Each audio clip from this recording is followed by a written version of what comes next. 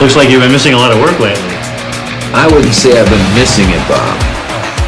What would you say you do here? God damn it. Bob, we love playing here tonight. My brother's ready.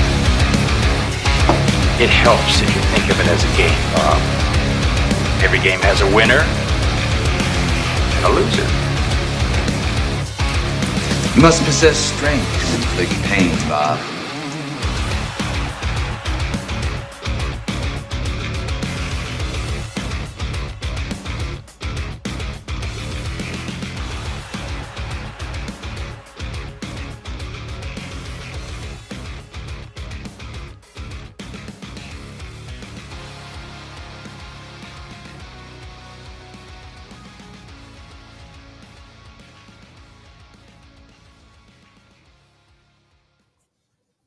Yo, TwoBobsCast, episode 48, coming to you live from the suburbs of Cleveland, Ohio.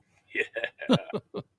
We're A to Z rock and metal podcast. TwoBobsCast, 2B suburbs. Yeah. How about that? That's right. We are. That's hilarious. We're all the B's and H's, man. Tell you what. The killer bees. That's right. That's right. But no no we bees. Do Anthrax. Yeah, right, exactly. And I think that'll be like the last big, huge thrash band that we haven't done. Oh, other than Megadeth, we haven't done Megadeth yet. No, I think we'll do Megadeth, I believe, before Anthrax. So that will be probably the last big one. Yep. So Anthrax will probably be last. But again, we're an A to Z rock and metal podcast. We still got another one to do today. We do? Oh yeah, we do. We are. Yeah, we do. That's as right. a matter of fact, we are indeed doing another thrash band today. But we are A to Z rock and metal podcast. We are doing A to Z. Today we're in the E's. E is a tough letter, but we did come up with a humdinger today. Dug out a gem. We did a little gem. A little guy named Gary Holt and his band Exodus. A gem that has 300,000 some listeners a month on Spotify. Yeah, they're not one of the big four though. No. Some would argue they would be. I would not. I think there's definitely a gap between, and I think we talked about it before. I think both of us would put Testament either in there before or as the fifth at least, going in and out. But We'll get into them here in a second. But first, let me introduce my partner, Mr. H. How you doing, Mr. H? Everything going good? I'm doing really good, partner. Excellent. I had a good time this week listening to Exodus. Boy, oh man, we talked about how hard it was to rank last week's albums with all the ones kind of close together. This was even worse. It's hard. Man, this was so hard to rank these. Not that they're all great. I mean, I'm admittedly not the biggest Exodus fan for one reason, which I will share later. But, man, it was hard to rank these. Really hard to rank these. So I'll get into it. But, man. Yeah, absolutely. I had 5 that were tied with the same exact letter grade. I'm like, how am I going to rank these? I know. I was about to actually text you and say, hey, can we not do letter grades this week? Right? Because, I was having a hard time. Right? It actually made it harder with this band. Because I'm like, well, okay, I'll just go through and I'll look at the letter grades. Wait, there's one. There's another one. And another one. Yeah. And another one. And another one. Yeah, it was crazy. But anyway. Yeah, for sure. Definitely a tough band to rank for sure. No doubt about it. And the good thing is if you really like them, dude, their stuff, it's so similar. Like if you like them, you like almost every album. Yeah. I mean, it's so similar. Yeah, every album is Exodus, except they do not lose track. One album in the middle there. Yep. They tried. Otherwise, they do not lose track of what they do. Yeah. Bread and butter. It's just the same all the time. Yep, absolutely. All right, partner. Well, I say we get right into it. What do you got about Exodus? Exodus, founded in the 70s, which I was shocked to see that. I did not know that they were founded in 1979. That's wild. Amazing. Yeah, I didn't know that. In Richmond, California, not Virginia, by Kirk Hammett, who Anybody that listens to this podcast is going to know who Kirk Hammett. Who's Kirk Hammett? I Who's can't remember who that is. All right, we'll get into that in a second. Tim Agnello, sorry, Tom Hunting, and Keith Stewart, while they all attended high school together, founded this band Exodus. They added bassist Carl Melson in 1980 and started playing backyard parties and various high school functions, which bands did a lot back in the day there. Van Halen's a famous one for doing the same thing, playing block parties and high school functions and whatever, just playing wherever there was people.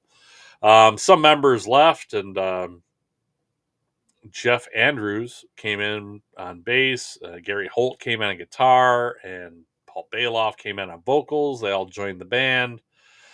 In 1982, this band started merging hardcore punk with new wave of British heavy metal elements, and they helped pioneer the Bay Area thrash metal scene. In 1983, before they recorded their first album, Kirk Hammett left for Metallica to replace Dave Mustaine, eventually being replaced after a couple of other guys by Rick Hunold, who will be in this band for quite a bit here. In 1984, they entered the studio to record their first album, which was Bonded by Blood. So this album was done for about a year before it came out. I'm not sure why. I think I might have a note in here about that, but there wasn't a lot of detail about that. But I feel like they kind of hurt them a little bit. But anyway. I said the same opinion. Yep. April 5th, 1985, 9 songs. This is produced by Mark Whitaker, Ken Adams, and Todd Gordon. I don't know who any of those people are. Nope. They didn't do a very good job either. It's just terrible production. I mean, it's a first album, probably super low budget. It's very flat, but you can hear the best part, and that's the guitar. Yes, sir. So you hear lots of guitar, but everything else is just kind of in there. So very, very flat. It's the only studio album with Paul Bailoff on vocals. The reason I'm not a bigger Exodus fan is because I've never liked the vocals by any of the 3 singers that they have, really. Right. But instrumentally, the music is incredible for the time, and there's points where it's just incredible anyway, not of the time. Being a big fan of most thrash metal, I just had the hardest time getting into these guys, and it just all goes just to the vocalists, like that like gargly yelling, like, it really gets to me. So, but instrumentally and guitar specifically, it's so good. I can get past that to some degree. So, and my rankings will reflect that, where like, I don't have any A pluses in here. And I have, I think, almost all of them in a B range. I think almost all of them, which is crazy. But that's why I made it so hard to rank them. But if this wasn't delayed, this album coming out, it would have been up there, I think, with landmark albums of the time, like Kill 'Em All. It's as it is, though, it's still hugely influential. But this band still, to this day, doesn't get enough credit for the pioneering that they did in thrash metal. I mean, 1979. So even if they didn't start doing thrash until like 81, 82, they were still doing it almost before anybody else was. There was them, Slayer, Metallica, and maybe Anthrax, and that was it. There was nobody else doing this stuff back then. So they really deserve a little more credit than they get, even still. And it's kind of a band's band. You know, I'm going to mention that, I think, again later here, but this is a band that seems like all the bands love these guys, you know, but again, for me, and popularity wise, they just never really got big, and I think it some of it was kind of hurt them, because it almost seemed like they were behind everybody else, like they were the copy band, right? Like they were the ones copying the thrash metal movement, because their album didn't come out till almost the middle of '85, but Kill 'Em All had been out for 2 years already, and Ride the Lightning was already out before this came out, and I think Anthrax definitely had 2 albums out before this came out. Like, so it was, I think, even Killing Is My Business by Megadeth came out before this one, I believe, or right around the same time. But it's just, it's crazy that it got delayed, and it kind of sucks for them. But anyway, my favorites on this album were Bonded by Blood, and Then There Were None, and Deliver Us to Evil. There's no skippers on here. I just put a note in here that I wish I could skip the vocals. Yeah. Which is, it kind of be weird to have a thrash instrumental album, right? I'll make mention later what I think would have worked better for me for this band. But for now, I wished I could skip the vocals. I think Bailoff is the bottom of the three singers for me, for them. I'm glad that he was only on this one album. Apparently, he was just a ridiculous entertainer. And like this guy, there are legendary stories of what this guy would do to people who weren't moshing, who would just kind of not be paying attention. I mean, can you imagine what Bailoff would have done to people with phones? Oh my god, he would have been in prison. He would have hurt people physically and dropped their phones. I mean, this guy was a nut.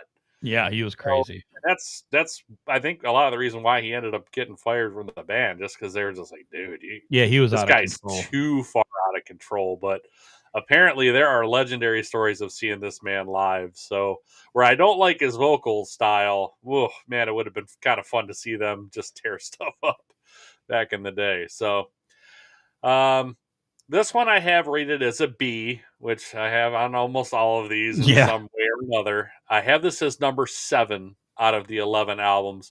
They have 12 studio albums, but one is a re-recording of this album, and we're not going to review both of them. That's kind of silly. So that comes later, and that was called Let There Be Blood, I believe. So we're not going to review that one. It's just a re-recording of this one. But so out of the 11, I have this number 7. I know this is an influential album and one people hold in very high regard, and I understand why. I'm just not a fan at all of Bailoff's voice or style. Instrumentally, it's great, though. So what did you think of Bonded by Blood? Yeah, so this is basically about the only album going into this that I knew, and I knew what I felt about it. Again, I know these riffs pretty well, and when I saw Exodus recently, it's the first and only time I've ever seen them. I saw them earlier this year at the festival. They did play a bunch of songs off this album, and I recognized them. So listening to this album was the most recognizable for me. I agree with you. There's really no competition. Like the other two singers, I feel like have their moments where I feel like they're a little bit better than the other, but not again, just like you, not my style. This is not really my style of vocals, which is why I would put Testament on any time over these guys. It's just because the riffs are amazing on both sides. Obviously, yes, the guitarists are amazing on both. We got Alex Skolnick on the one side. You got Gary Holt on the other. Gary Holt is every bit as good a songwriter and guitar riff maker as Alex Skolnick is. Yep. Alex Skolnick gets all the credit, but Gary Holt is amazing. He's absolutely amazing. But Exodus has never had Chuck Billy, and that's ultimately what it comes down to for me. So I kind of have the same kind of feelings as you on this, where it's recognizable, but the vocals are pretty rough for me. It didn't drop this down as far as it did for you. I love the classic songs on here. Yeah, Bonded by Blood, like you said, and then There Were None. A Lesson in Violence, I really like. Piranha, I think, is an awesome riff. A lot of good stuff on here, but just the vocals. I had a tough time on these albums, because most of them I'm basing them on strength of the riffs, strength of the songwriting. So this one fell to number 3 for me, and I actually, everywhere I read, this was kind of a lot of people's number 1. I couldn't get it up that high, just the vocals. But again, I can see the point of it. These are classic songs, and for me, not being a huge fan of Exodus, I still know these songs. I mean, that says a lot. I feel like to where I've recognized these riffs. When he starts going, obviously a legendary album. And I recognize that. I think it gets a little bit of extra credit for me because of that. But number 3 for me, and I know I talked to you earlier on this, is I just wanted to cop out and be like, I'm going to give all these a B other than maybe 1 or 2. So I'm just going to do it. I'm just going to basically say this is a B, kind of like you. Sometimes a lot of they them, just are what they are. They just are what they are. I mean, I have pluses and minuses, but I want to say 9 out of the 11 of these I have in the B range. It's crazy. Yeah, makes sense. So, so I'm with you. You have it 7. I have it down to number 3, Bonded by Blood, B rank. Yeah, so I mean, if we're gonna rank them all, if we're gonna have B's in there, like we're gonna have a lot of discrepancy on what's 3, what's 7, what's Sure, 9, sure. because we're gonna rate them the same. It's just a matter of we're talking such slight differences on what we like Yeah. more on other albums, right? Oh, So I got so many scribbles on my paper because I would listen to yeah, one and I'd have it at 3. Then I was like, nope, this is 5. Nope, yeah, this is 6. Nope, it was 4. It's a yeah, mess. yeah. It is, and I changed mine a couple of times too. Yeah, it was crazy. So on to 1987, album 2, Pleasures of the Flesh. 10 songs on here. Mark Whitaker's still involved, but this was produced by Exodus and Mark Senesac, who I don't know who that is either, with Mark Whitaker. Much like Bonded by Blood, this suffers also from kind of terrible flat production. Yep. But this is the first album with Steve Zetro Souza on vocals after firing Paul Bailoff. Paul Bailoff still has some writing credits on here, and there are versions of some of these songs on the web with Bailoff on vocals because they fired him, basically really close to the end of the process, which is a little strange because that's going to happen again later with a different singer. So, uh, or the same singer. But anyway, we'll get to that. So for me, Zetro on vocals is better than Bailoff, but still, it's the limiting factor for me liking this band more than I do. He has a little bit where Bailoff's more kind of I don't know. I guess they're really similar, more similar than the other singer in Sousa is. Those guys are a little more different, but Bailoff and Sousa are pretty similar, except that Sousa actually has a little bit more of this like kind of gargly, gravelly kind of scream thing going on. But he gets better with it later, He where does. at this point it's kind of monotone, right? It all comes out the same, and there's no variation to it. Where I really like him, or I like him a lot more, is where he learns to vary his vocals a little bit. Like I still don't like his voice, but when he's able to vary it, I'm like, okay, that then at least there's something different here. It kind of catches your attention, and it kind of leads to almost a more of kind of a melody, kind of hummability, because it changes. It's not just the same rapid fire like barking almost. So he does get better at it, but we'll get into that later too. Yep. The writing and recording of this took about 2 years. The release was delayed a number of times as the band continued to tour for Bonded by Blood, which everybody seemed to love at the time, and then Bailoff leaving right before recording. I read somewhere that he left. I also read that they fired him. I think they probably kind of fired him because he's just such a wild man that they just were like, man, we gotta, if we're gonna be serious about this, we gotta have somebody a little more stable. Yep. I didn't listen to this album at all when it came out. I didn't know Bailoff was gone. This was 1987. There wasn't a lot. Exodus was kind of still an underground kind of band at the time anyway. They weren't getting a lot of write-ups in magazines and stuff. So I didn't know a lot about Exodus. Like I had heard of Bonded by Blood, and people were kind of excited about that in my world, friends of mine and stuff. So I had heard parts of it, but I didn't even know this came out, and I didn't know that they fired Bailoff. I just knew that I didn't like Exodus because I didn't really like Paul Bailoff, and there was so much other stuff to listen to in 1987 with Slayer Sure. and Testament, all this other thrash out there that I just loved. I just was like, Exodus to me was way down the list, and I wasn't going to bother. So I never really listened to this that much back then at all. So it was kind of nice to listen to this whole album now. So and plus, as you get older, you have a different appreciation for things too. So I have a way more appreciation for guitar riffs and guitar players and stuff now than I did back then. I always loved the guitar, but I have more appreciation for what they do now. So I can listen for different things that I couldn't listen to before. So I like this one quite a bit more than I like Bonded by Blood. Unfortunately, they only toured for less than a year to promote this album. And the bands that they went on tour with were bands that I would not have gone to see. So this wasn't even something that I could have experienced live because I was going to see whoever, and Exodus happened to be opening for them. I saw a lot of bands like that I might not have liked. As you know, you go to concerts, a band you might not really like that much, but you see them live and maybe you get it more, Yeah. or they have this energy and you're like, wow, that was way better than I thought it was going to be. And you kind of become a fan of them a little bit because of that. Well, Exodus wasn't one of those for me because they kept going on tours with bands I would never go see. So I couldn't even kind of see them by accident even. So they toured for less than a year for this one. My favorites are Till Death Do Us Part, Brain Dead, great riff on Brain Dead, and I like Chemical a lot.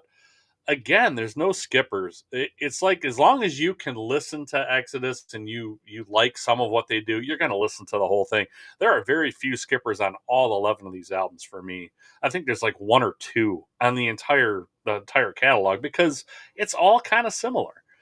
So I have no skippers here. This is a B plus for me. This I have at number 5. Now I like some other ones better, but I like this one quite a bit better. It doesn't, B to B plus doesn't seem like that big a difference, but it kind of is with this band because I like this one quite a bit better than that one.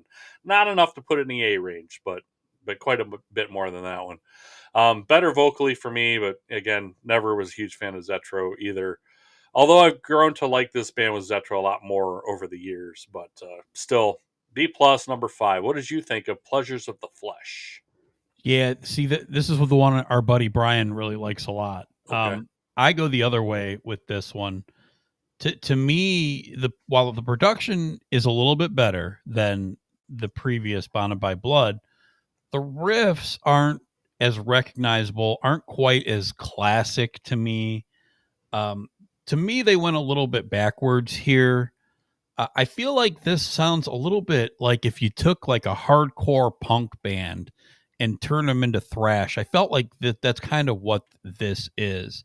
The songs just aren't quite there yet. Almost, it's almost where I really like the stuff.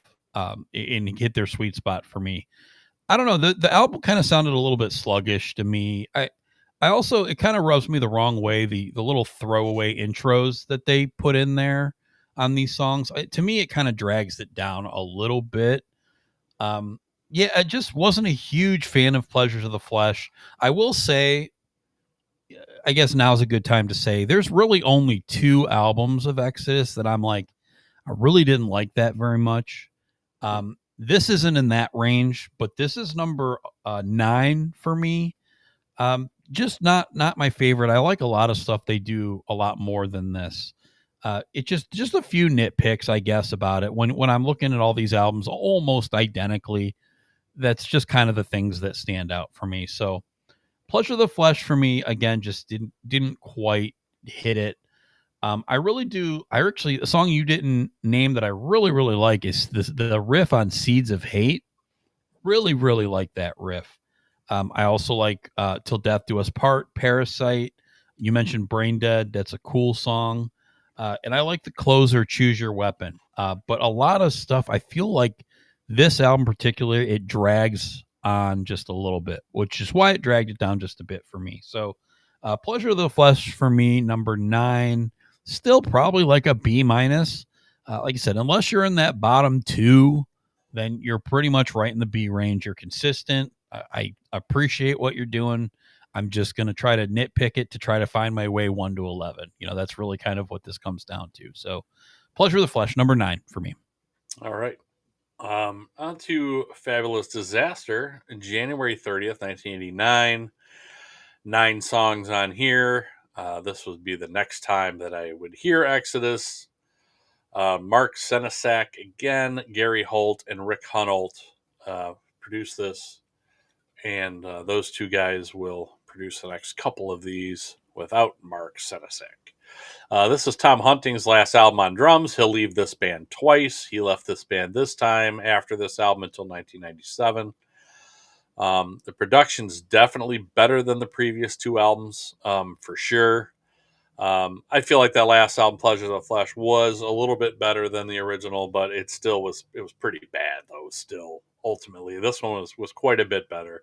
Not major label better like it will get later, but definitely better. This was received really well by critics and fans. This is debuted at like 82 on Billboard, so they were kind of getting a little bit of traction here.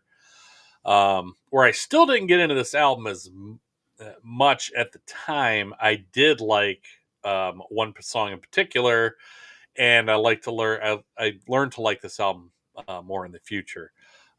Even the popularity of this album, though, couldn't quite break them into the thrash elite with like Slayer, Anthrax, Megadeth. Like this one, they really, people seem to really like it, but even this one just couldn't break them. Like they just couldn't seem to catch that break.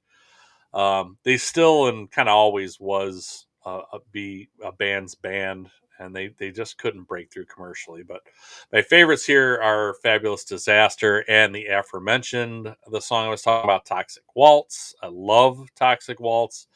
Local band here that Hurt and I just talked about earlier this week, or maybe last week. It had to be last week, earlier this week. Today's only Monday. So was this band Runt, was a local band here in Cleveland, and they used to cover Toxic Waltz all the time. And one of the guitar players in that band was a friend of mine, lived down the street. Actually, my brother's age. I was really good friends with his older brother, but his name was Dan. Dan, if you're out there, hope you're well. I would always request to hear Toxic Waltz. Runt was a band too that, because I was friends with Dan, I got to sit in on some of their practice sessions too, which was just fantastic. They play all kinds of cover songs, and I love their original material too. So it was really cool for me. It was like having a band play that you got to see like in your basement, right? Like there was like 4 people sitting in there listening to them play and just screw around, but they were so good. So that was always a lot of fun. It brings back good memories for Toxic Waltz for that reason. So, but I also like Father Like Son. There's no skippers here. This one I have as a B plus again. This is number 4. I like this one a little bit more than Pleasures of the Flesh. Some of it I like more. Some of it I like a little bit less. But yeah, Runt. Yeah, right. Brian S is here, and Freddie's here too. What's up, Freddie? I think this is kind of on par with Pleasure of the Flesh, but I like it slightly more. So this is number 4. What did you think of Fabulous Disaster? Yeah, Fabulous Disaster to me. And what's up, Brian? What's up, Freddie? How you guys doing? Appreciate you guys joining us tonight. Fabulous Disaster to me is like the first one I really enjoyed. I think it's something. I think the last album I said sounded a lot like almost like a punk band trying to do thrash. I feel like this one is more in the influence of a band like Anthrax. This one feels more thrash to me. It just this feels like what they're now going to be doing going forward. I feel like those first couple albums, they were finding themselves. They were maybe a little bit more punk influence, maybe a little bit more whatever. And I definitely feel like the vocals are also getting to a point where I like them a little bit better. Maybe it's the production, maybe it's the mix, because all that is way better. So Sousa sounds a lot better here. You know, as good as he's gonna sound. I feel like they've polished him as much as they can. But you know, it just I really feels like they really benefited from having a good lineup, because they change lineups so much. I feel like that hurts them album to album, and I feel like this really helps them on this album finally have an album where they can keep a lineup together. So that was that's really, you know, good for them. I just think this album's fun. I listening to it, I had a lot more fun listening to it. There wasn't things that dragged it down for me. You'd mentioned the title track is awesome. Toxic Waltz, of course, is the classic off of here. I like the opener to the Last Act of Defiance. I think I that's almost a put that on my great favorite track. list too. It's really good. But you mentioned like Father Like Son. I do like Corruption. A couple of those songs are a little long for me. I feel like Father Like Son's a little long. Yeah, for sure. But again, I like this one a lot. This one I feel like is the one that it was an older album that I feel like I'm going to come back to this. I feel like this is one that I could put more into my rotation. So Fabulous Disaster for me is a B plus, and it's number 2 for me. Nice. Just really enjoyed this one a lot. It was the first one I put on, and I got into a groove with it. Just really liked it. So easy to do. Absolutely. Good stuff. All right. On to the very next year, 1990, with Impact is Imminent. 9 songs, produced by the H Team of Holt and Hunold. I was like, I'd never heard them referred to That's as the H Team. hilarious. That was awesome. So we could be the H Team too, right? We could be. And Freddie could join us. We could be we could all be on the H Team. Yep. Big difference in production here. This is on Capitol Records now. The popularity of Fabulous Disaster got them signed to a better label. Sounds really, really good, polished all the way around. John Tempesta plays drums on this one, replacing Tom Hunting. Again, they were signed to Capitol from Combat Records and made quite a bit of difference. They were supposed to open for Judas Priest on the Painkiller tour in Europe, but financial problems prevented it, and then that slot went to Pantera. Then they were reportedly offered and turned down the opening slot on Clash of the Titans with Slayer, Megadeth, and Anthrax as a replacement for Death Angel, and that slot ended up going to Alice in Chains. I feel like that was a huge mistake for them. We talked about how kind of like the delay, like they just, all these little things just kind of add up to them not being as popular as they could have been. Yeah. You know, like it's kind of a shame, but some of it's their own doing. Like, I can't believe they turned down. Was it because they offered it to Death Angel first and they couldn't do it? And they're like, well, you know, F you then if you're going to offer it to them first. But man, the exposure they could have got on that tour is insane. Oh, it's sad. Alice in Chains got a ton of exposure on that tour. Oh my goodness. So I feel like that was a big misstep for them, but not as successful as Fabulous Disaster with this album, despite the bigger label. It wasn't well received by critics at all. And some called it kind of the worst album of their career. I don't agree with that, but so that's what I read in some of the reviews there. Gary Holt has said repeatedly in multiple occasions, if he could have one album back to never have released or could do over, it was this one. Although he also said the title song riff, Impact is Imminent, is his favorite riff that he's ever written. So he said he just felt like he had so many great riffs coming into this album that just didn't turn into good songs. So, yeah, that's kind of like another missed opportunity. Like they could have built on what was Fabulous Disaster, and for whatever reason, it just didn't happen for them again.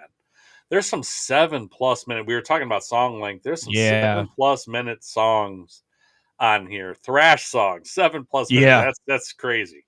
Too long for thrash, in my opinion. But, favorites on here for me are AWOL, Within the Walls of Chaos. It's got a great Toxic Waltz style breakdown in it. But that's kind of about it. There's no skippers again, because again, it's all thrash. There's nothing on here I would just kind of say, I've had enough of this, you know, even though some of them are longer, they're still good. Yeah. I have this as a B-. I have this number 9. So this is kind of getting down towards the bottom. It's kind of a drop off in the quality of songs from Fabulous Disaster in kind of a big way. So, many kind of just the kind of sound the same in a thrash formula sort of way, but not really sticking out. Like they just kind of sound the same. It kind of lacks those standout memorable songs, just parts here and there, but not really whole songs. There's still some great riffs in there though. I mean, Gary Holt's not lying when he says he really put some stuff in there, but again, I agree with them. They just kind of didn't turn into really great songs for whatever reason. So, but there's nothing skip worthy for me here. So again, B-, number 9. What did you think of Impact is Imminent? Yeah, I'm about the same as you on this. I feel like this was definitely a step back songwriting wise for sure. And I think this really made me appreciate the machine behind the drum set. And I feel so bad for the guy. I've heard so much about Tom Hunting. The guy has just had the worst luck with health, literally, of any guy ever in it seems. So, you know, I think this was the first time he had health issues. He had to leave the band, and they ended up getting Tempesta, which, again, he's a great drummer. I think he ended up with Testament for a little bit, and then he ended up getting that huge gig with White Zombie, which he was on Astro Creep 2000. So he's a great drummer himself, but I really have a thing, I guess, for Tom Hunting's drumming, and it's really missed here.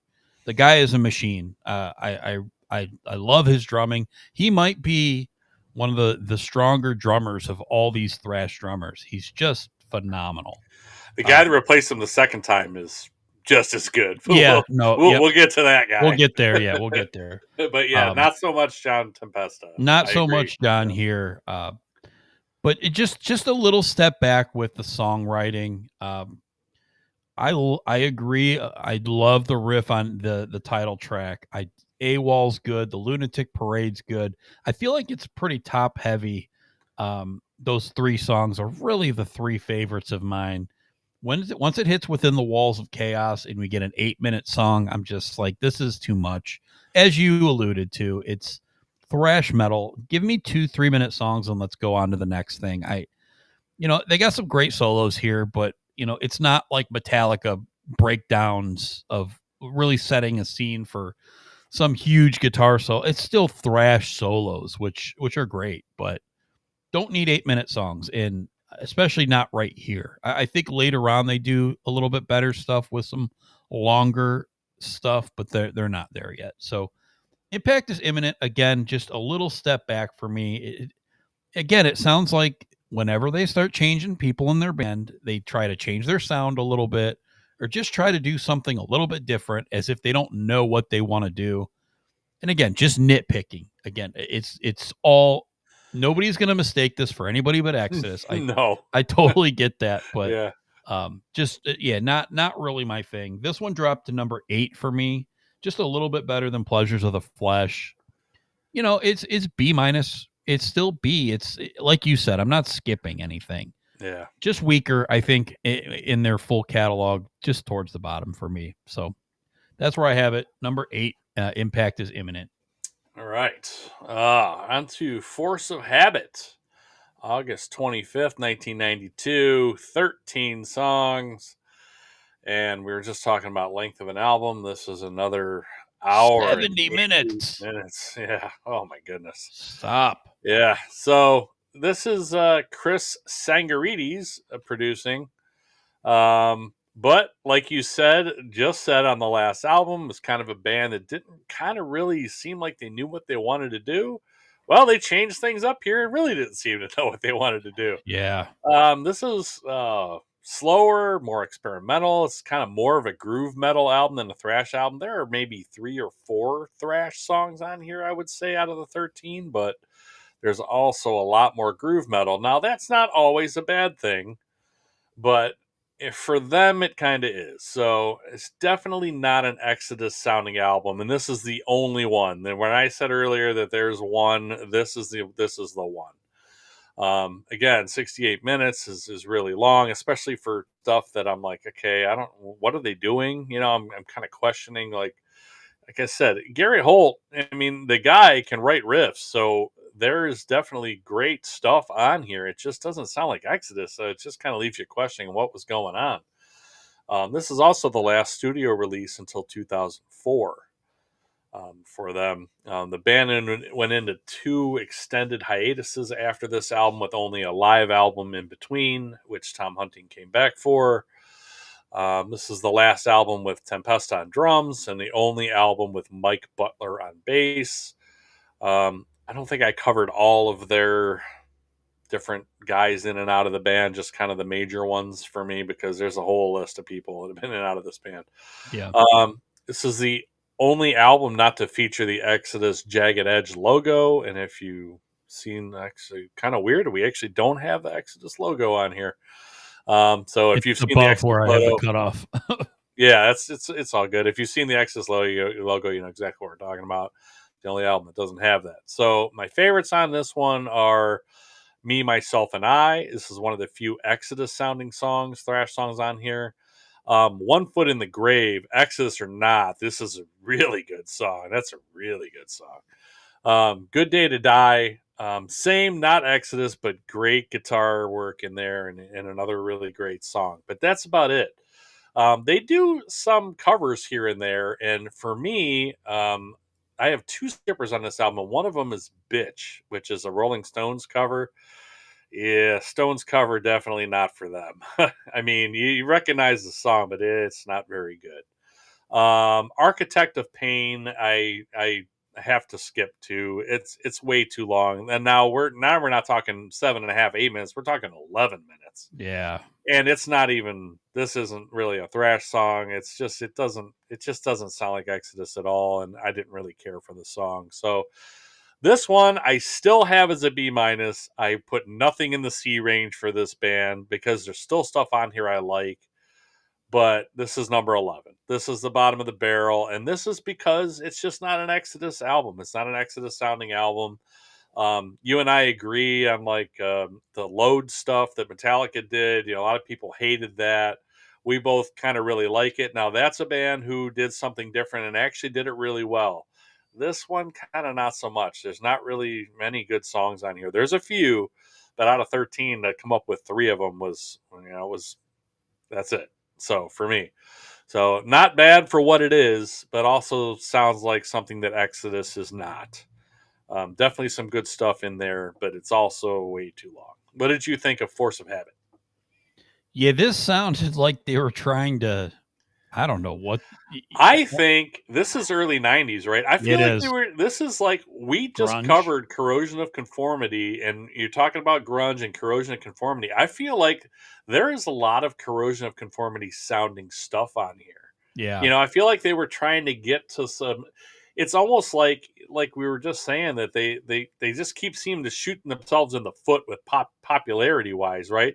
I feel like this one, they actually tried to come up with something that was kind of the wave of the way things were going, a grunge-ish kind of, groove metal kind of sounding album, and it just doesn't work for them. Doesn't But I work. feel like that's what they were chasing. That's almost what it seems like, considering the time, August of 92 that this came out. So I don't know if you agree or not, but Yeah, no, it's definitely an album of that time. It's definitely a 90s album, and all the bands that we cover have had kind of weird moments through the 90s.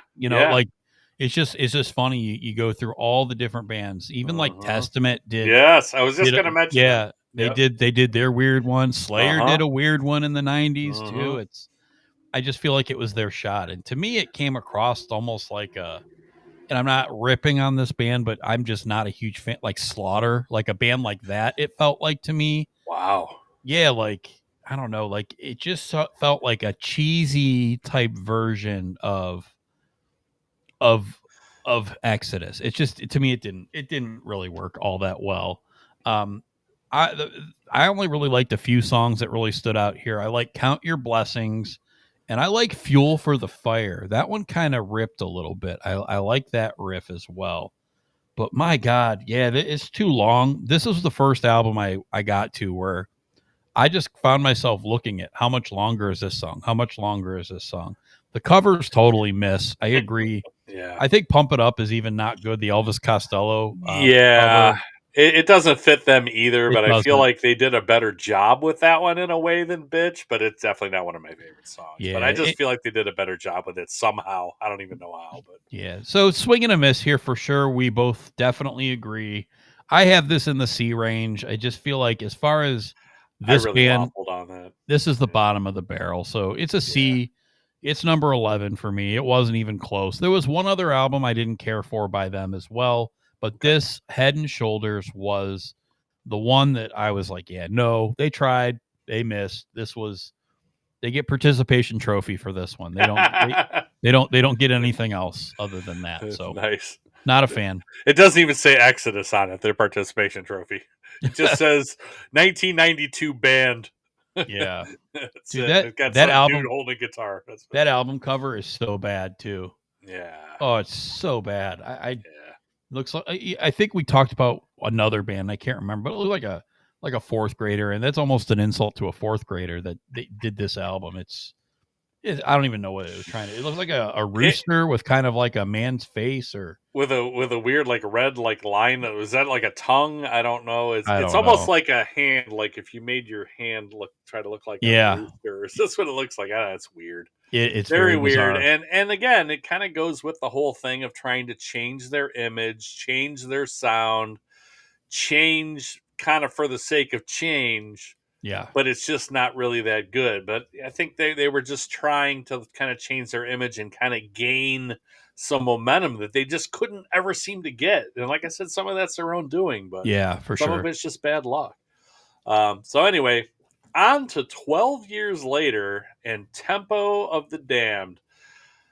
February 2nd, 2004, 11 songs, Andy Sneap produced. Now, there's been so many times where a band seems to, for whatever reason, take some time off. Testament did this. I think Slayer did this. Like, they take some time off and they come back. Anthrax did this. And they come back with just ripping killer album. This one, I love this album. This is the last appearance for Sousa until 2014 too, which is sad. But Paul Bailoff may have been on this album had he not died from a stroke in 2002, because he came back for that live album in 1997. So I think it was pretty close that it could have been Bailoff on this one. I guess Tom Hunting is back for this album too, and then he leaves again. But he's back for this album, and this is also the last of Hunolt until 2021 when he makes a guest appearance. They'll get another guitar player who I really like. Phenomenal. After this, and Hunolt is just kind of gone forever. So he'll be back. He's still friends with them. He does some guest appearances, but I don't think he'll be back in the band if nobody leaves. So yep. Jack Gibson, I did write in here on bass. I don't know who Jack Gibson is or where he came from, but he's in on bass. And the Kirk Hammett written Impaler shows up on this one. He took the song Impaler with him when he left for Metallica and turned one of the riffs from that into Trapped Under Ice by Metallica on Ride the Lightning. But he is back, and they kind of rewrote Impaler. Like, he has a songwriting credit. He's not back on this album, but the songwriting credit, because Impaler shows up here. I still find myself sometimes trying to listen to the song while ignoring Sousa's vocals.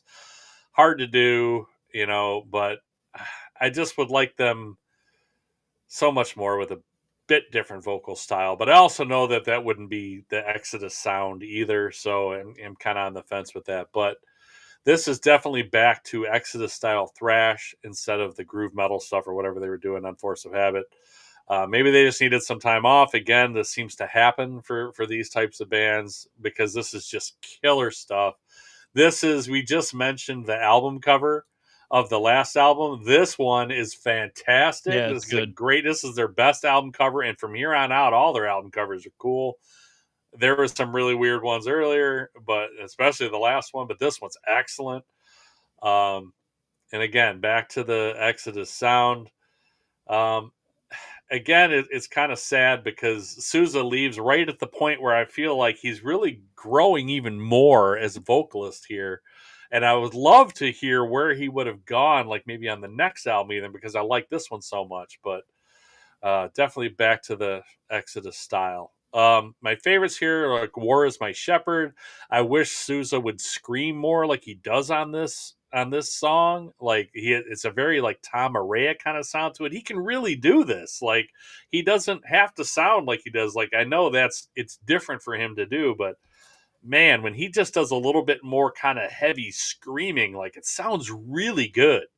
And Blacklist. Oh my God, Blacklist. Dude, I love Toxic Waltz, but I think Blacklist might be my favorite Exodus song. That is a fantastic song. I put a whole bunch of exclamation points after it in my notes because it's so good. Shroud of Urine, another killer riff and solo here.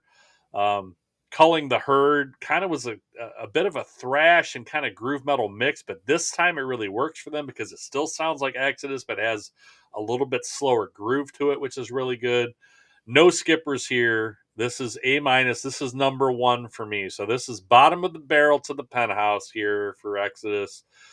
This is the best there is to this point with Sousa style vocals for me. Just killer Gary Holt riffs all over this thing. He had 12 years to come up with them, I guess. Blacklist and Shroud of Urine are thrash masterpiece good. So good. Sousa, Sousa or not, this is undeniably great stuff. Different vocal style would get this to an A+ for me for sure, but still an A-, number one for me. What did you think of Tempo of the Damned? Yeah, this is good stuff for sure. This surprised me a lot too. Yeah, I did not realize this was going to be my number one album until I yeah, listened to it. I'm like, holy crap, is this good? yeah. No, yeah. This definitely was really good, and you could definitely feel the difference between the two albums. That I think really even put it up a little bit higher than I normally would have. It's just it's a great riff. The production's really good. Just a big difference, between this and Force of Habit. Really, really good stuff. Of course, I love Tom Hunting. I think a lot of the stuff they do, he is killing it there. So good stuff. War's My Shepherd, you mentioned. Blacklist is awesome. Oh, Coaling the Herd, I love that song. Sealed with a Fist, the Impaler's good, man. That they finally are closing a record. Tempo of the Damned title track, man, that song rips too. yes, it does. Yeah, I really, really like this one. I had a really hard time ranking these top couple, but this is number 4 for me. I almost put it at number 3, but Bonded by Blood, just those just classic riffs, just recognizable. Just put it a little bit ahead. But this is definitely top shelf stuff for Exodus. Not not the best. That's still to come. My number 1 is still to come. So but I do love this album a lot. Definitely see what you liked about this, and a big fan. Another one that I will probably come back to a lot of times. But I like Tempo of the Dam, just number 4, another B plus, almost crossing over to that A territory. All those top couple albums are, but really like this one. Good songs. All right. On to Shovel-Headed Kill Machine. Love that title. Love that title. Another cool album cover, too. Yep. October 4th, 2005. 10 songs. Produced by Gary Holt. Andy Sneap is still involved, but produced by Gary Holt. Tom Hunting's gone again, this time replaced by Paul Bostaph. Oh, man, this guy. Wow. I think I've heard of him somewhere. Yeah, before. goodness gracious, man. On drums on this album, Rob Dukes takes over on vocals for Sousa. This also brings in Lee Altus. Lee Altus from Heathen and Die Krups in permanently now for Hunnelt on guitar. One reviewer called this album, this was great, an air guitarist's wet dream. Good stuff, man. I was like, wow, that's a really good, that one really caught my eye.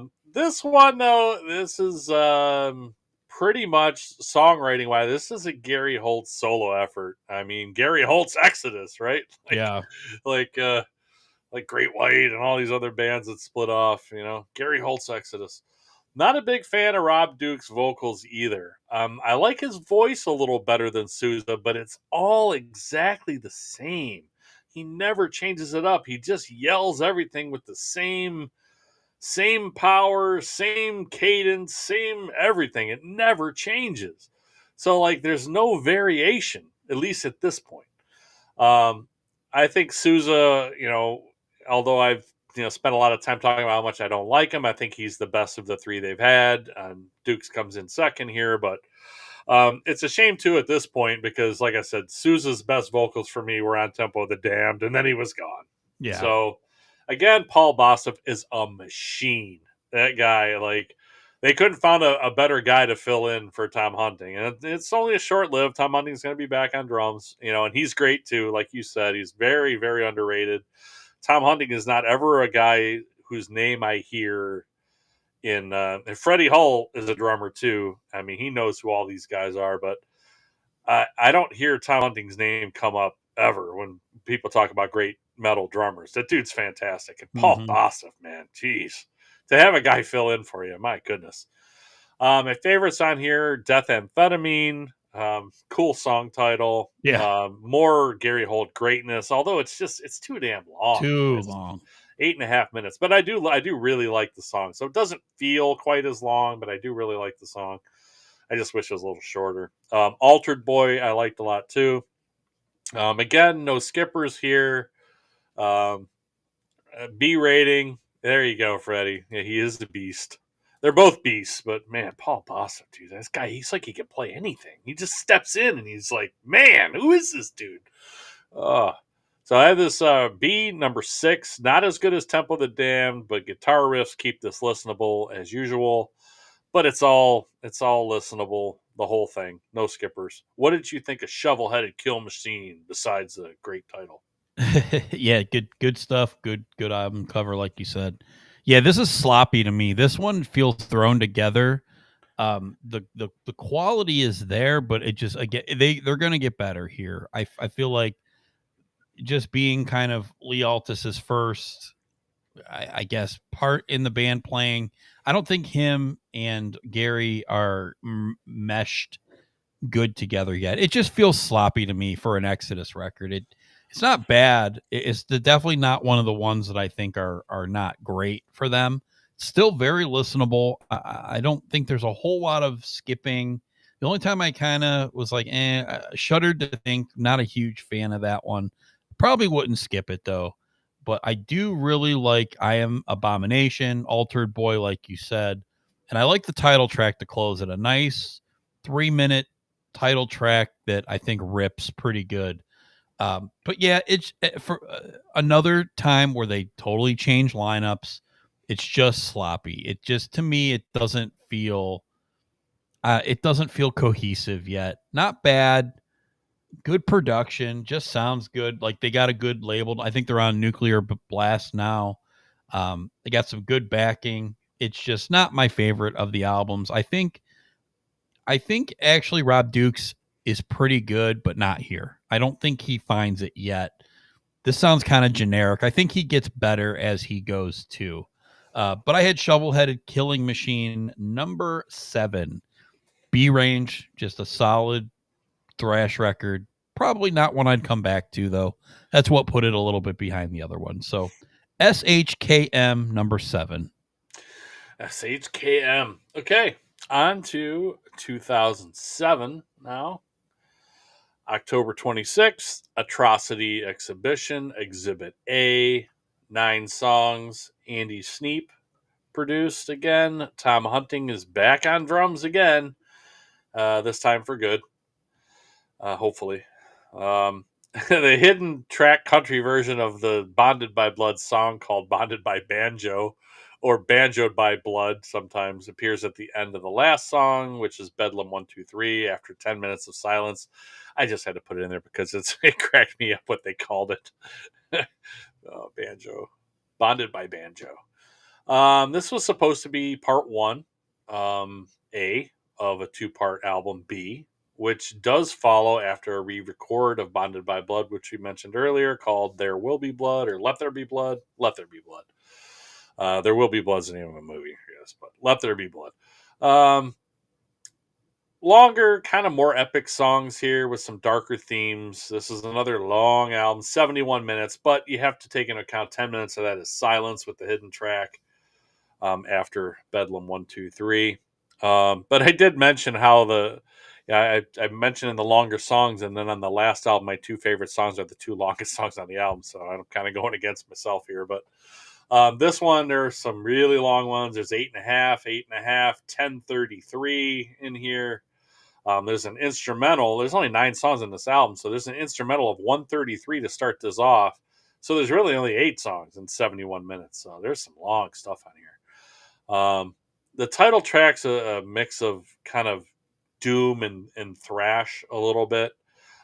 It's okay. I don't love it though, but it's kind of too much of a clash of styles, as good as Holt kind of is at both. But I didn't really care for the title track. Not that I'd skip it, I guess, but that's the 10.5-minute one.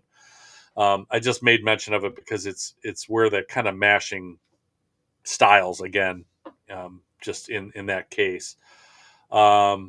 The band and the songs so far are just not as good with Dukes as instead of Sousa for me.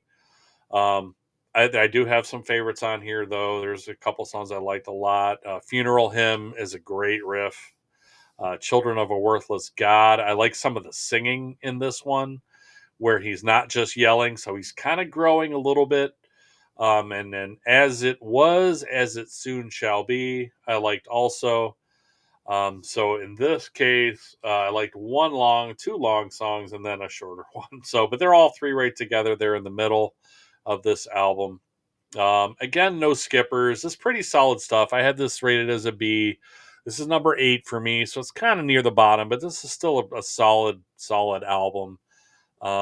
There's a few songs I really like, and the rest are okay to good. Just kind of doesn't hang up there with some of their better stuff for me. So I have this number 8, letter B. What did you think of the Atrocity Exhibition, Exhibit A? Yeah, I didn't like this one at all. Oh, okay. So this yeah, is another bottom one for you. This is the other bottom one. This one just it's down there for me too. It so didn't I hit it. for me, but it's weird because I like the next one, Part B, a little bit more, insanely more. I like a little bit more. Yeah, this one I don't like this one. I like one track, The Children of a Worthless God, and I think it's because of what you said. The vocals, I feel like he's going in the right direction more with those vocals, but I still don't think that they're very good on this album. Yeah, I agree. It's not great, but I feel like these songs just don't fit for me personally. You know, it's not a terrible album. I think it's quite a bit better than Force of Habit, but I still, just listening to it, it just didn't do anything for me. It was kind of blah, a little long at parts. It just kind of went on and on and on. Just whatever it was. This one's number 10 for me, and just not a huge fan of this. Just the way it all came together. Production is good. Production just keeps getting better and better. Yeah, it does. It really does. But just Andy Sneap, we know he knows what he's doing. Sure. Yeah, absolutely. He's very, very good. But yeah, just not a fan of this one. Exhibit A is number 10 for me. Okay. On to, we'll skip Let There Be Blood, as we mentioned, and on to Exhibit B, The Human Condition. This is May 7th, 2010. 11 songs here. Pretty good run here, considering they put out, 2004, 2005, a re-record 2007 and 2010. That's in 6 years. That's 5 albums. Yeah, one of them was re-recorded, but that's some production late into your career, where we're talking almost 30 years this band's been around, or some of these guys have been in this band at this time. That's some production, and it's really good. So May 7th, 2010, 11 songs, Andy Sneap again. This is the last album with Rob Dukes until the next one, which will probably be coming up here steadily. Continuing with some longer, darker songs, 74 minutes on this one, which is a lot. But there are more great riffs here. Some of these songs are really long, but there's great riffs on this album. This is Rob Duke's best work with Exodus by far. He's more dynamic vocally than he has been this far. Like I said, he finally gets to where he starts doing something with his voice besides yelling the same things out at the same level all the time. Monotone, never changes. He's kind of up and down. There's some good kind of hooks in here that I'm like, wow, okay. I like this guy a little bit more now that he's doing this. Unfortunately, this is his last album. Why does this keep happening? Right. Like Steve Souza does the best he does, and then he's gone. Rob Dukes does the best for me that he's done, and now he's gone. So anyway, but he left us with this. This is really good stuff. My favorites are the Ballad of Leonard and Charles, kind of without the intro. But even with the intro, it's a really great song. Hammer and Life, I liked a lot. Downfall is really good. Yes. Nanking, I liked a lot. Has a real Slayer feel to it. Maybe Rob Duke's best song with Exodus, I think. Outstanding song. Perpetual State of Indifference, I like a lot. So that is the last song. This one, no skippers, I have as a B+. This is number 3. This is easily Rob Dukes' best album with them. Slightly faster thrash tempo again, like you said. This is more back to what Exodus does. They're really just mashing that gas pedal on this one. Good stuff. Duke sound the best he has sounded, as I said. and then he's gone. And I wish it was a little shorter. It gets a little tiresome sometimes, but I'm really nitpicking there just Yeah. because, we got 9:33, 7:22. There are 4 7+ minute songs, 5 7+ minute songs, and a 9-minute song. That's some pretty long stuff. So it just gets a little tiresome because thrash doesn't really lend itself to these long songs. Like it ends up being, they have a lot of, guitar work in them and a lot of stuff in the middle of the songs, which is good and bad. Like it's good because Lee Altus and Gary Holt are great, but they're just, it's too much. Like they're not great for that long a period of time. You can only listen to, sometimes shorter is better when you get into that stuff in the middle of the song, But like I said, it's really nitpicking. I saw this number 3 in their catalog, so this is really, really good stuff. What did you think of Exhibit B, as if we didn't already know? This is fantastic. No, Good. this is fantastic. I love it. This one, again, you had your surprise. You was like, I can't believe that this is my favorite. This one shocked me too. For how I much I liked couldn't believe how much I like. I've Nice. never heard this album before. I never once. When it came on, I haven't either. It felt right. It Till felt. this week. I think this is the perfect blend of everything. And this is why I give Dukes such credit, is because this is my favorite vocal album by Exodus. Like, it's not even close to me. I don't think anybody else touches this performance. And again, you just heard what I thought about the last album, so it's not Rob Dukes. It's just whatever he did on this album, it sounds the closest to what I want Exodus to be for me. I love these songs. Like, these are like classics for me, like instantly. Like, no skippers. I can just say right off the bat. Downfall is probably my favorite Exodus song. I like all these songs. The ballad, you said. Beyond the Pale, I like. Hammer and Life is good. Nanking, like you said, the vocal performance. Like, where did that come from? Right. Like, I've been waiting for this. I know. March of the Sycophants. Oh, I love this. This is a great album. I couldn't believe it, but easily this is my number one album. And it's the only A album for me. It's not A plus or anything like. It's just a solid A album. Everything else is a B with a couple C's, but this is a fantastic album. Totally blew my mind. I didn't see it coming, but I love me some Exhibit B, The Human Condition. Yes, please. But again, Dukes is gone after this. What a shame. I know. It's like right when they get it figured out, right? So, yeah. Oh man, it's sad. On both occasions. Like right when it gets to the point where I'm like, wow, Sousa was getting into some more like kind of Slayer-ish territory where he sounded really good, and then he was gone, and then Dukes kind of sounds different. I'm like, okay, I like this guy's voice more, but he's doing nothing with it. And then finally, when he does something with it, and it's really good, and then he's gone.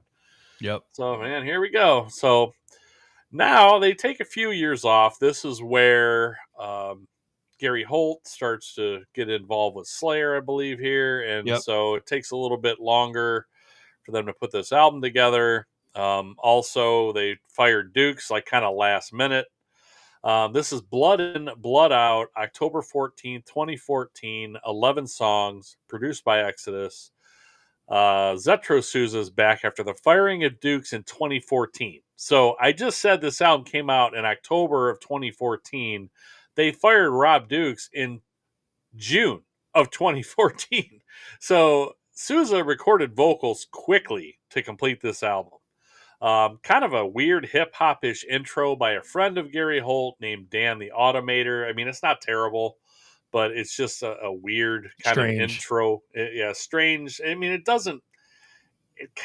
not like it totally doesn't fit, but it just, you just put off. You're like, whoa, what is this? What is this album going to sound like? Yeah. But it's just a little weird. But Kirk Hammett reunion with this band with a solo on Salt the Wound on this album. This is the band's highest Billboard chart to date at 38. This is the only Exodus studio album released while Holt was doing double duty with Slayer, as I had just mentioned, why this took a little bit longer to come out. And I still don't like Sousa's vocals, but I feel like the band in general is best with him back for me. is best with him back and sounds the most like Exodus to me. Yeah, I can see that. I think I would like this band best with a combo of Rob Dukes' less gargly sound, but varying his vocal phrasing, like he did a little bit on the last album, more like what Sousa does and does continue to do on this album. Yeah. As a thrash band, instrumentally, they are outstanding. Unfortunately, I'll never know what it sounds like for them to have that singer that I envision in my head that I think would really work for them. But again, does that change Exodus enough to where they don't sound like Exodus? I don't know. My favorites are Blood In, Blood Out. It has a Toxic Waltz quality with a cool shouted kind of gang vocal chorus, which they kind of started doing here and do on this album and the next one. Salt the Wound is outstanding. Body Harvest I like a lot. BTK I like a lot. My Last Nerve I like a lot. Nothing at all to skip on this album. This is A- for me. This is number 2. I really, really like this album a lot. The riffs are next level on this album. They are next level. The riffs on here are unbelievably good. This reminds me of Formation of Damnation from Testament. That's what this album reminds me of.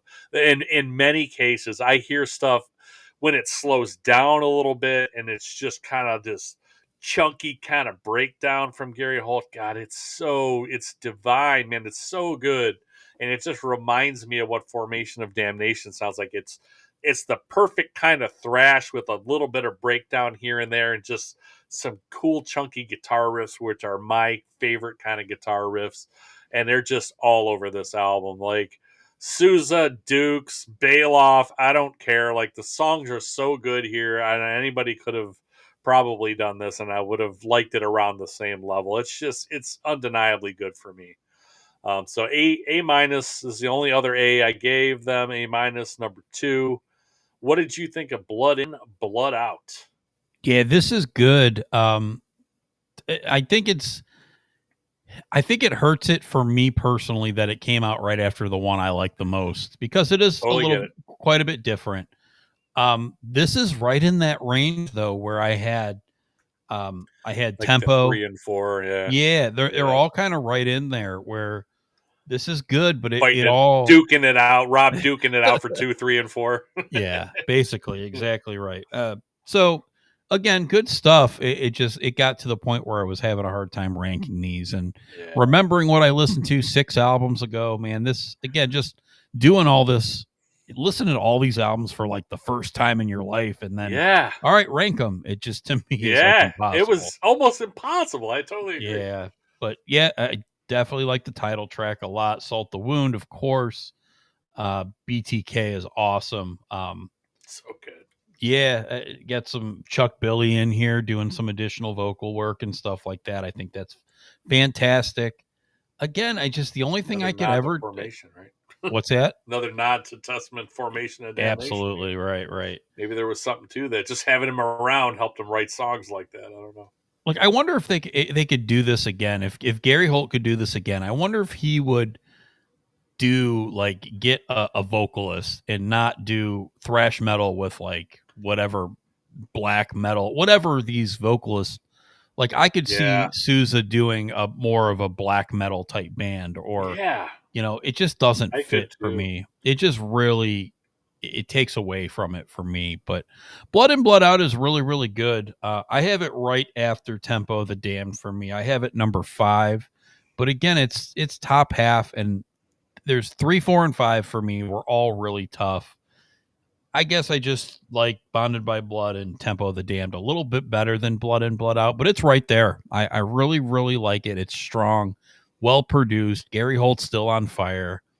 I love Gary Holt. Riffs. I just love. I've gotten more of an appreciation for him, even more. Like it makes sense to me that after Hanneman died, that they just like, well, we're taking Gary Holt, put him right. Like it just fits. Not being a huge fan of Exodus, like I didn't realize, I guess, how, like you said, I have a new appreciation for Gary Holt. Like I knew he was really good. Like I've heard him playing Slayer for the last 10, 13 years, whatever. So I knew he was really good. I just didn't realize how good of a fit he was for Slayer until I listened to more of this stuff a lot more in depth than I ever did before. And I'm like, man, what a perfect guy to replace Jeff Hanneman and Slayer. Totally I mean, agree. it makes so much sense. And I just never even realized, not that I ever had a problem with it or anything. I just was like, I don't know why Gary Holt over whoever else, but man, I know why now. It's just the guy is just unbelievable. Yep. So really good. All right. So on to 7 years later, Persona Non Grata, November 19th, 2021, 12 songs. Plans for this album were made as early as 2016. Sorry, this was produced by the band again. Plans for this album made as early as 2016, but progress was slowed because of Holt doing just nonstop touring with Slayer until they disbanded in 2019. So that's when he actually took a little break and had some time to get his stuff together, write some riffs, and get in the studio in like 2020. It also got pushed back a little bit due to Tom Hunting's stomach cancer diagnosis. As you mentioned, this poor guy, he just can't seem to catch a break health-wise. Like, push back this album. But he's still on it. He's still in the band. He's still around. So he must have beat it. Great for him. This album received very high reviews. More guest appearances on here, as we mentioned a lot earlier. Rick Hunolt, formerly of Exodus, is on this song Lunatic Liar Lord. He has a solo, and Lee Altus, Heathen bandmate Craig and Lum, also has a solo in that song, Lunatic Liar Lord. Zetro left the band again in 2025, replaced again by Rob Dukes. Now, I just read today they have 2 albums worth of material ready to put out. Exodus does. And now, what, is Rob Dukes gonna re-record the vocals? Like, this just happened in like May, right? So in March of this year, they had said they had 2 albums worth of material ready to go. 18 songs, they said. So like, they got 10 for an album, and they got another 8 that they only got to put 2 more songs together, they said, and have another album ready. And then Sousa leaves. Like, it makes me wonder, like you just said, you beat me to it on the last album. Like, what could have happened had this band just found a Chuck Billy-like guy? Not that sounded like him, but a guy they could have had for this whole time. Not Bailoff to Sousa to Dukes to Sousa to Dukes. Like, if they could have just had one guy and grown with that guy and had a sound that they could have just went with a guy writing songs as good as Gary Holt is, and a drummer as good as Tom Hunting is, like, man, what this band could have been.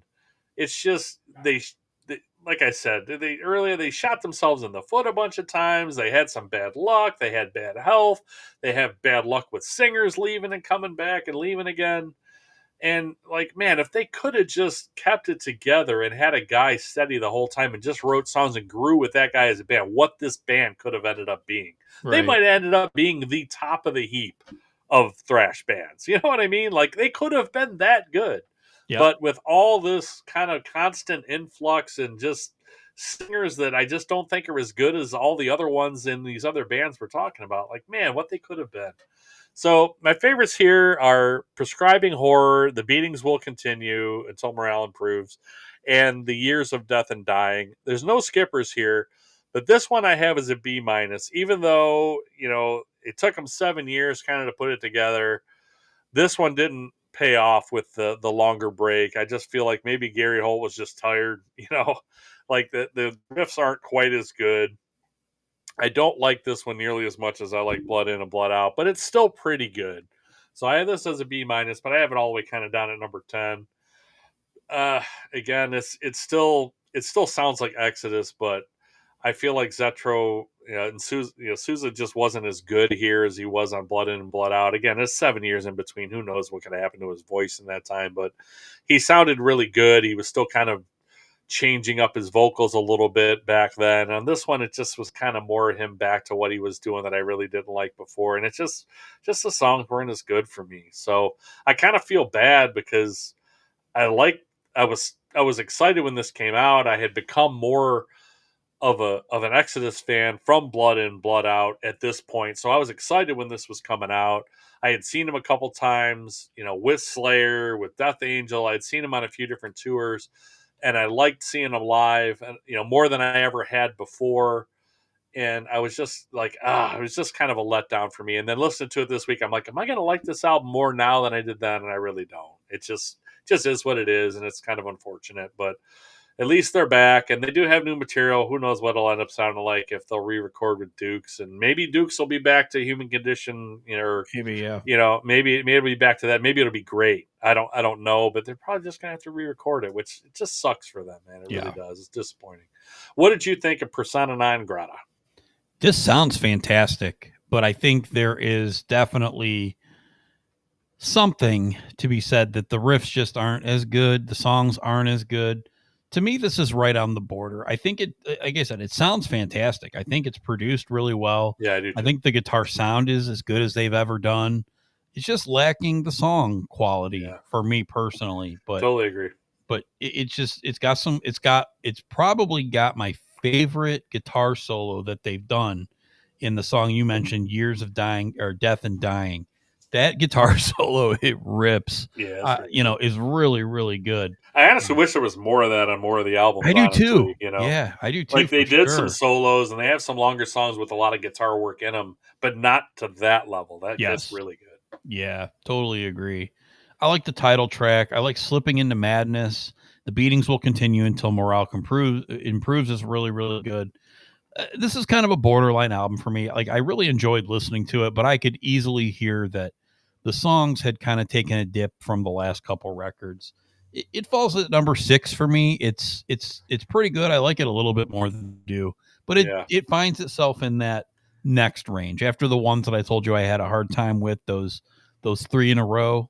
Yeah, this is kind of mixed in that other with, to me, like the Pleasures of the Flesh and those type of albums that it's missing something, but they're all pretty good. So B range, 6, number 6 overall for. Yeah, I have it as a B minus, but this was one of those B minus ones that I just was trying to rate amongst 4 other B minus ones. And I feel like this kind of suffered for me listening to these in order, coming off of Exhibit B, which is 3 for me, Blood In, Blood Out, which is 2 for me. Yep. And then this one, it just really felt like a drop off that probably isn't as big as it felt like after listening to those 2 albums that I really, really enjoyed, especially Human Condition, which really shocked me. Like, I knew I liked Blood In, Blood Out. But man, I really liked that album, and then followed by Blood In, Blood Out. I enjoyed every second of listening to that one, and then got to this one. I'm like, ugh. Yeah, you could just tell. Just I rated it like I got done with the 11 albums, and then I rated them overall. Like I'm trying to put them in a number ranking, So this one just I feel like it fell to 10 almost, not due to its own making, So sure. Yeah. Just being in the order I listened to it. So that is what it is. It's probably better than what I think it is, but it still is nowhere near as good as those 2 were. So. Yeah. All right. So my overall, number 11, Force of Habit. Number 10, Persona non Grata. Number 9, Impact is Imminent. Number 8, Atrocity Exhibition, Exhibit A. Number 7, Bonded by Blood. Number 6, Shovel-Headed Kill Machine. Number 5, Pleasures of the Flesh. Number 4, Fabulous Disaster. Number 3, Exhibit B, The Human Condition. Number 2, Blood In, Blood Out. Number 1, Tempo of the Damned. All right. I'm going to try to play the maze game of my paper here. This is a mess. I'm telling you. This is the worst it's ever been. It's so many scribbles. It's hard, man. This was one of the hardest ones to rank of all the ones we've done. It really was. All right, so hopefully I'll get it the way that I said it in the podcast. So number 11, I had Force of Habit.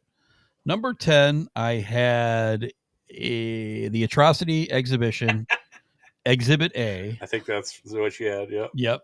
Number 9, Pleasures of the Flesh. Number 8, Impact is Imminent. Number 7, I had Shovel-Headed Kill Machine.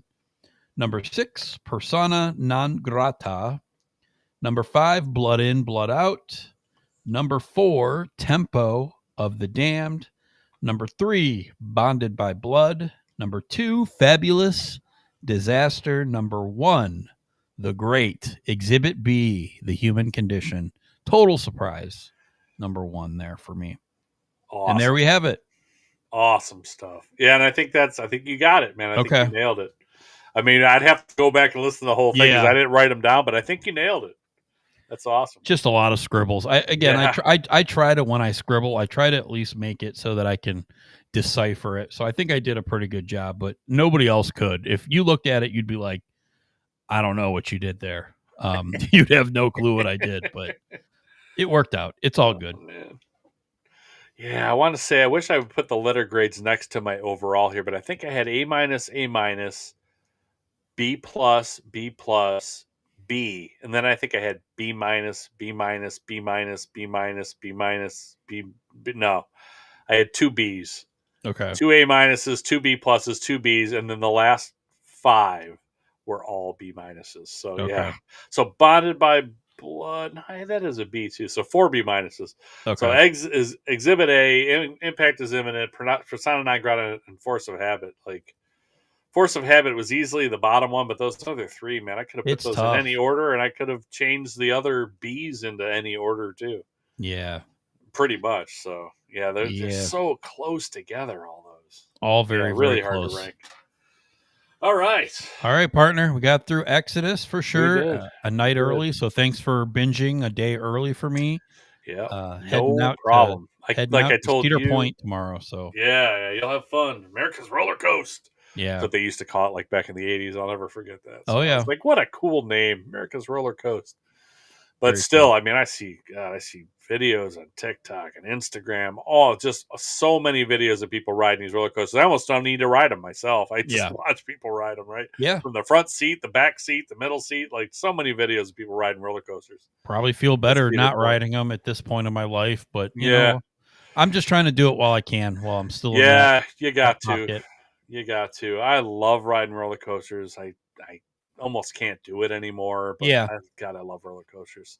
So there's a couple of those I've never been on. So hopefully, I've never been a Gatekeeper. I obviously haven't been on the newest one, the Tilt one, Siren's Curse. I have not obviously been on that one. And is that it? They have the new Top Thrill 2, which is... Yes, I have not. I rode the first one. Yeah, the dragster. This one because it actually goes backwards and then they ramp you up some more. But I think that main hill is the same. It's the same. It's still 420 feet high. Yeah. They just used to launch you one time to go up over it. Now they launch you. You go up a little bit. You come back. You go back up, way up, and then they launch you some more and you go over it. So it's a little longer now. Probably a little more fun, but. Yeah, I did get to ride that before, and man, that took forever for me to get to ride that one. So many trips where it was down or broken, the line was 4.5 hours, and I finally got to ride it one year, and that was it. So I think I've ridden everything else that they have there, though. But it's sad. I love roller coasters, I really do. I always love Cedar Point. So fortunately, there's a time limit to that, but so I'll do it now, and then. We'll see how I feel next year and the year after, and at some point it'll end. But yes, Brian, it is going to be very hot. It's going to be Hades. Oh my god, I can't imagine staying out. So, do you have Fast Pass or anything, or no? We it's so expensive. It is. It really is. And it's a Tuesday, but again, it's July, so it's still going to be crowded as hell. So yeah, it will. I'm hoping. The time apparently to go there, I don't know. At least it used to be was the Halloween weekends. Like you go on a Saturday, it was open noon to midnight, where they're open a little bit later. The weather's nicer. It was never really that crowded at that time of year. People are back in school. They do other things in October, weddings, other family stuff. They just don't go to Cedar Point. That was always the best time to go. Plus, they had haunted house stuff if you're into Halloween, which was really cool. Yeah. But yeah, God, man, middle of summer on a super hot day, it's just gonna be a nightmare. It'll be better than on a Saturday, I guarantee you that. But it'll still be hot. It'll be hot. Yep, absolutely. But all right, partner. Fun. So, thank you. On to letter F next week, and this was an unexpected pleasure to do this band. I was kind of like, boy, man, 11 albums of Exodus. I knew I didn't like them that much. It's going to be tough. It was not really that hard to do. No, it was good. It was pretty good stuff. Easy listening. Yeah, it wasn't bad.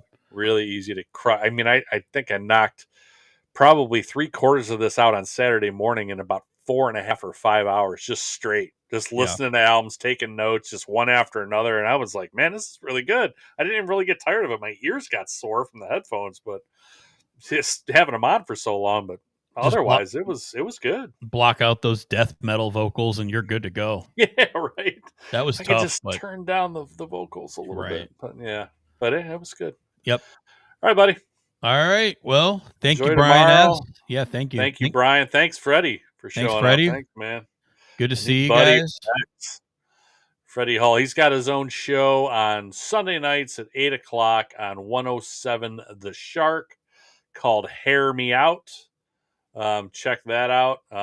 He takes requests. He does all kind of stuff. He is a drummer in a band called Filth. He is based in Florida. If you see Filth, there's a period after all the letters: F period, I period, L period, T period, H period. They have like 4 albums out. Pretty good stuff. Pretty heavy. Really pretty good stuff. So check his band out too. So thank you, Freddie, if you're still here. If not, thanks anyway. Yep. And we'll see you, I guess, next week, right? We'll see you. Yeah. Yeah.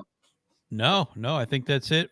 5 Finger Death Punch, which I got mixed feelings about. So we'll get into them next week. Yep. Little good, little bad. We'll talk Letter about F. They're a popular band, so they sure are. Yeah, I definitely have a lot of mixed feelings about them too. Some greatness, some not so great. We'll get into all that next week. All right, partner. Well, thank you, and we will see you in the next one. Rock on. Looks like you've been missing a lot of work lately. I wouldn't say I've been missing it, Bob. What would you say you do here? God damn it. Bob, we love playing here tonight. My brother's ready. It helps if you think of it as a game, Bob. Every game has a winner and a loser. You must possess strength to inflict pain, Bob.